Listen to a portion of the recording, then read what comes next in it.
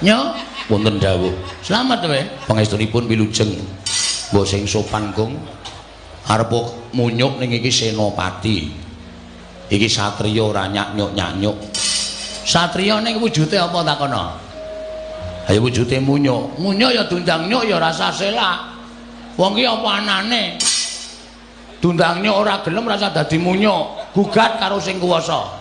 Mboten ki lurah kula terima. Nah, ngono dadi kowe iki nglakoni uripmu ki apa anane tak undang nyuk ya, kowe manut tak undang nyet ya ora masalah. Inggih. Ha iya. Selamat. Pangestunipun Lurah Bagong wilujeng. Bekti kula kunjuk. Tak tampa ta. Ora nggo kanca rombongan. Mboten. Namung piyambak mawon Lurah Bagong. Wis do mati ya. Sampun. Munyuk sing raine wedhus wae. Kapimindo. Kaya mati. Pejah. Munyuk sing raine boyo. Kapisarobo menika ugi pejah. Munyuk sing buntute dawa banget kae. Cacing kanil menika ugi sampun boten wonten. Waduh. Sareane nanti aku arep ngirim. Sedaya mboten pejah tanpa tilas. Wah, wis cilaka tenan.